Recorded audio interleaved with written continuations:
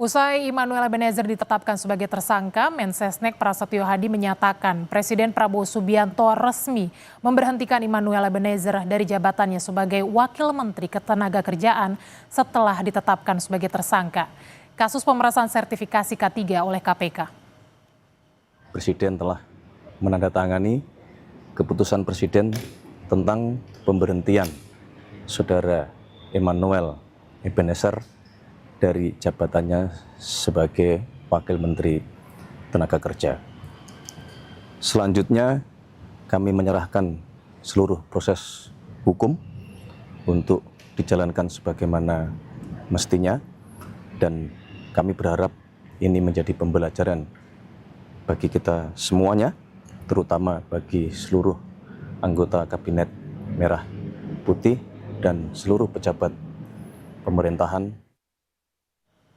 Wamenakar Immanuel Ebenezer sudah ditetapkan sebagai tersangka oleh KPK. Namun, Istana maupun mantan Presiden Joko Widodo menegaskan menghormati proses hukum di KPK. Lalu siapa kira-kira sosok yang berpotensi menggantikan Noel? Kita bahas bersama Sekjen DPP Barajp Relly Regan, lalu ada politisi PDIP Ferdinand Hutahian, dan analis politik dari Parameter Politik Indonesia Adi Prayitno. Selamat petang semuanya.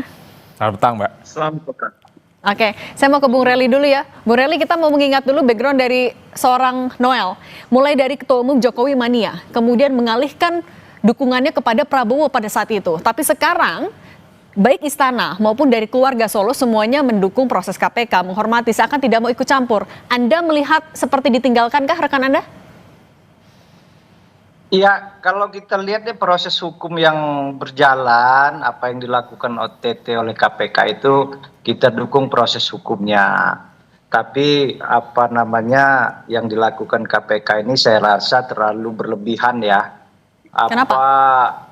Oh iya berlebihan dong. Apa mobil motor yang dipajangkan itu kan itu bukan menunjukkan ekspektasi dari barang bukti yang bersangkutan.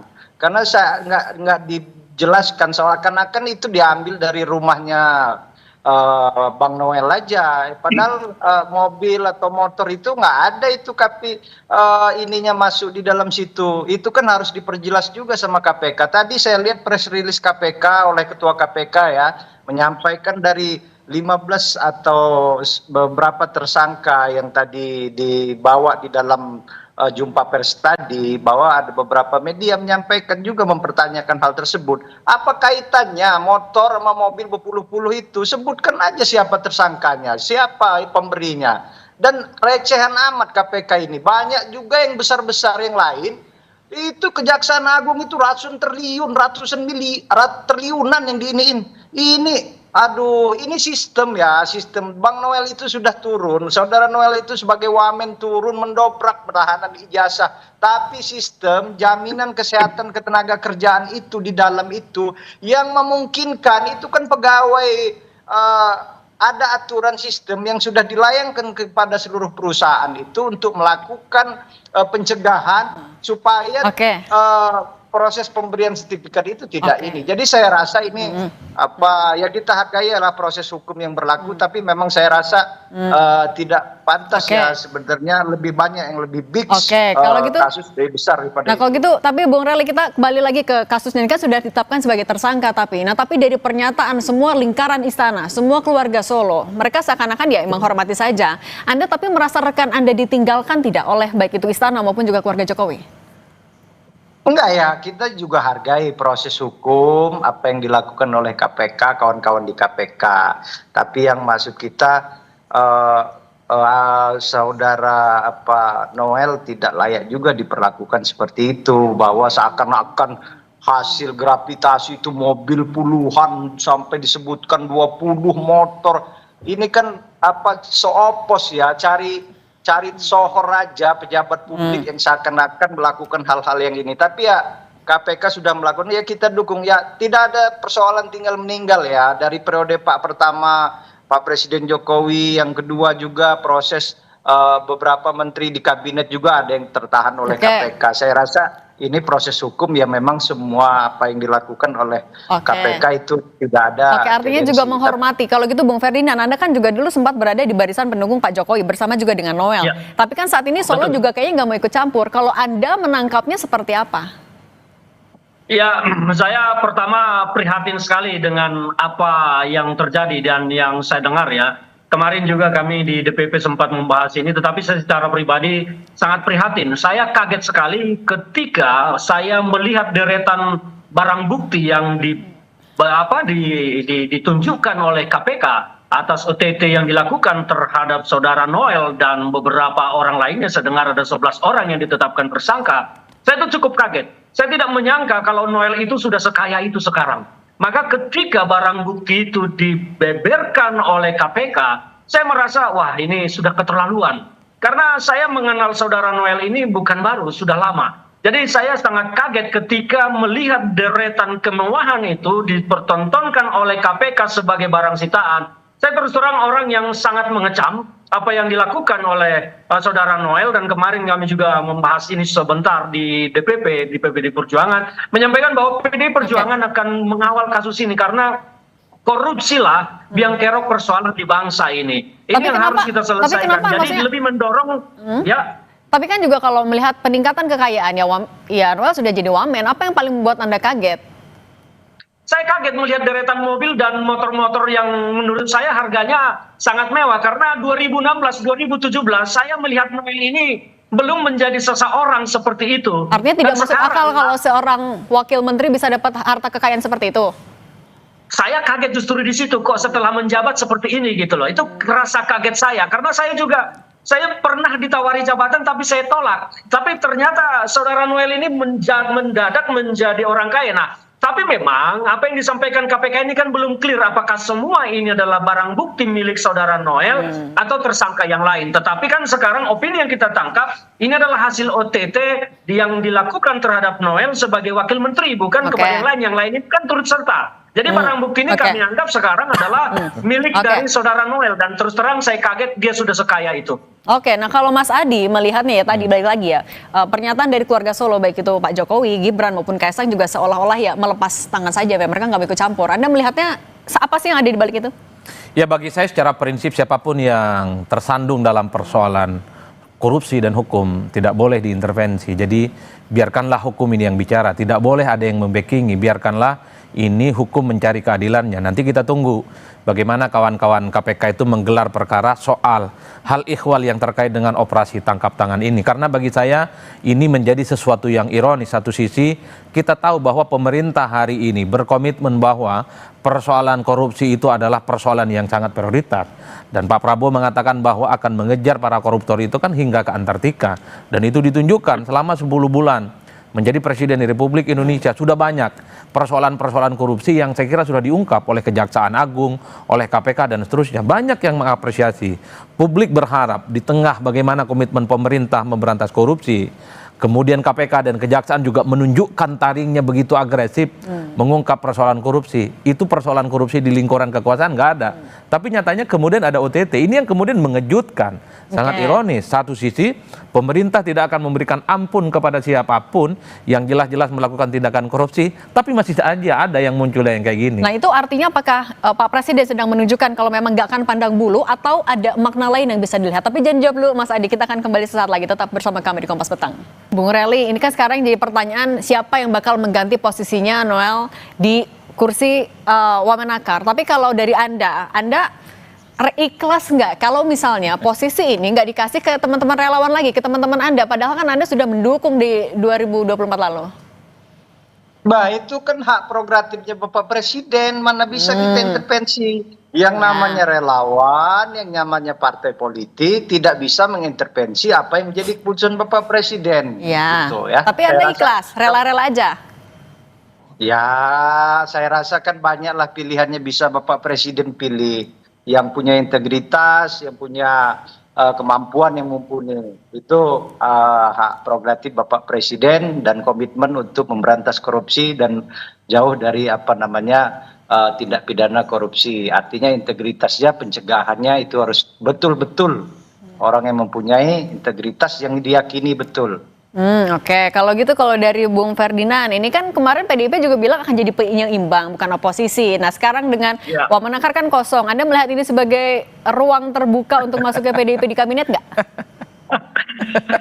PDI Perjuangan sampai hari ini sikapnya kami menerima instruksi dari Ketua Umum Ibu Megawati Soekarno Putri untuk mendukung segala kebijakan yang baik dari kebijakan Pak Prabowo, tetapi tetap kritis kepada hal-hal teknis pelaksanaan dari kebijakan yang baik, tetapi teknisnya ada yang tidak baik, maka PDI Perjuangan akan tampil kritis. Jadi untuk kasus Wamenakar ini, kami PDI Perjuangan tidak berharap sama sekali untuk diminta atau dibuat atau diutus menggantikan saudara Noel sebagai wakil menteri, karena PDI Perjuangan juga kan adalah partai besar, masa ia levelnya hanya wakil menteri, kan nggak lucu lah. Tapi yang pasti bahwa sampai hari ini keputusan PDI Perjuangan belum pernah menyatakan dan tidak untuk bergabung sampai saat ini. PDI Perjuangan, instruksi Bu Megawati kepada kami masih jelas untuk mengawal program Pak Prabowo yang pro rakyat, tetapi mengkritisi proses pelaksanaannya supaya tidak salah, dan mengkritisi juga kebijakan yang memang tidak pro rakyat. Jadi soal pengganti Emmanuel Ebenezer, kami PDI Perjuangan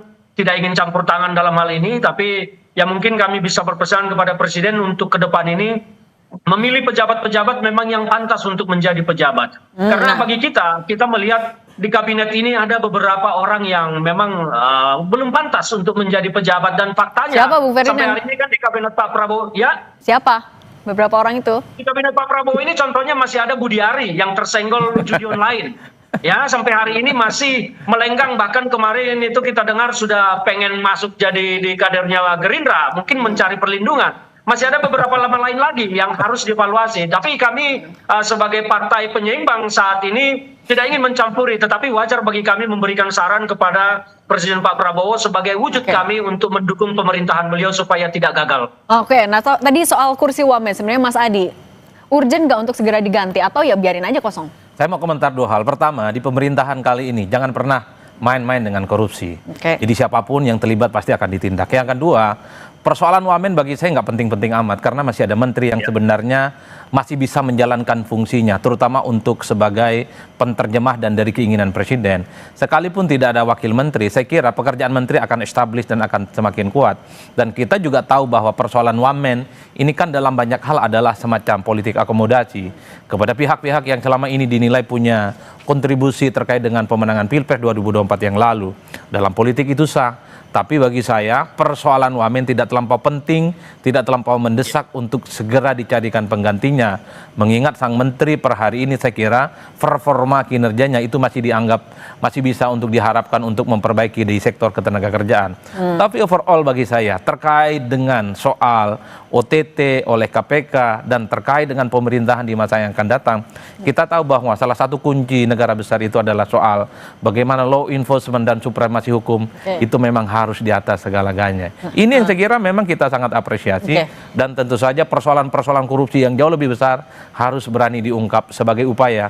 Ini kita serius menghadapi persoalan korupsi. Nah tapi Mas Adi kalau gitu peluang relawan yang kembali mengisi di kabinet masih terbuka lebar atau Pak Prabowo janjian kapok nih? Kalau mau jujur sebenarnya relawan dan nggak relawan untuk menempati posisi menteri ataupun wakil menteri, saya melihat sepanjang Pilpres 2024 yang lalu posisi relawan tidak terlampau signifikan.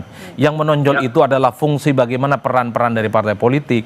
Agak berbeda dengan era pemerintahannya Jokowi 2014, 2019, 2024. Posisi relawan sangat signifikan, menjadi salah satu instrumen yang memang terdepan dan bahkan menempati posisi-posisi strategis.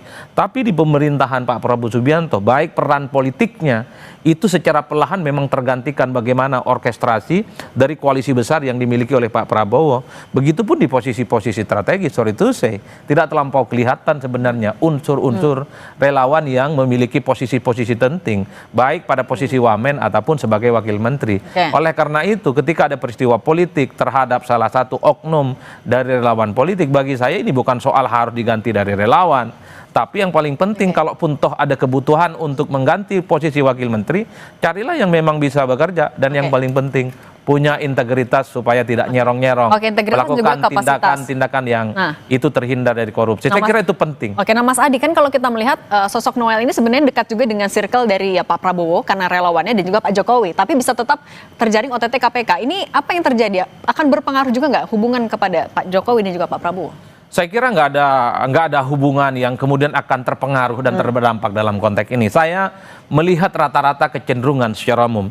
Jadi siapapun yang terlibat dalam persoalan korupsi, entah dia proporsional, entah dia elit partai, entah dia anggota dewan, ataupun elit-elit kunci, kalau dia sudah berurusan dengan persoalan hukum, semua angkat tangan. Oke. Dan pasti akan menganggap itu adalah proses hukum dan semua harus dihargai. Tapi ada eksepsional, kalau ada persoalan-persoalan hukum yang dinilai itu janggal, ada potensi soal politiknya jauh lebih kuat dibandingkan persoalan hukumnya, maka biasanya ada yang pasang badan. Dalam kasusnya Pak Hasto, ini partainya Bung Fernian sejak awal prosesnya kan panjang, Oke. ini dituding unsur politiknya jauh lebih besar, makanya PDIP sekalipun pasang badan dan tidak memecat Pak Hasto sebagai Oke. sekjen dan kemudian menjadikan Hasto sebagai sekjen untuk yang ketiga kalinya. Begitupun yang terjadi pada Tom Lembong. Prosesnya panjang, dianggap ada unsur politiknya yang kuat, sehingga begitu banyak kelompok-kelompok sipil sekalipun yang juga memberikan dukungan politik. Nah, kita tunggu apakah betul yang terjadi pada Bung Noel hari ini, unsur politiknya itu jauh lebih kuat dibandingkan Atau dengan memang murni unsur-unsur hukum. hukumnya. Nah, Per hari ini pembelaan itu tidak ada. Nah, Dan oke. hanya mengatakan bahwa ini tidak seberapa jumlahnya.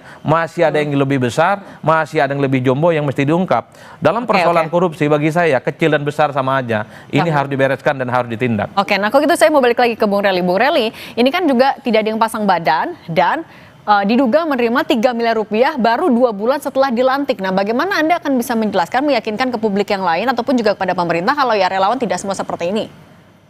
Ya enggak dong. Ini kan apa namanya sistem ya, sistem yang dilakukan. Noel itu melakukan turun terkait penahanan ijazah-ijazah di beberapa karyawan perusahaan. Ada sistem yang setelah dikeluarkan oleh edaran dari Kementerian Tenaga Kerja kepada perusahaan-perusahaan, sistem itu tidak berjalan. Bagaimana gravitasi atau penyuapan atau yang disebut pemerasan oleh KPK itu dilakukan itu karena ada apa? Jam kerja, sistem online yang berjalan itu tidak berjalan. Jadi Anda meyakini Bung Noel sebenarnya nggak ada urusannya sama kasus ini?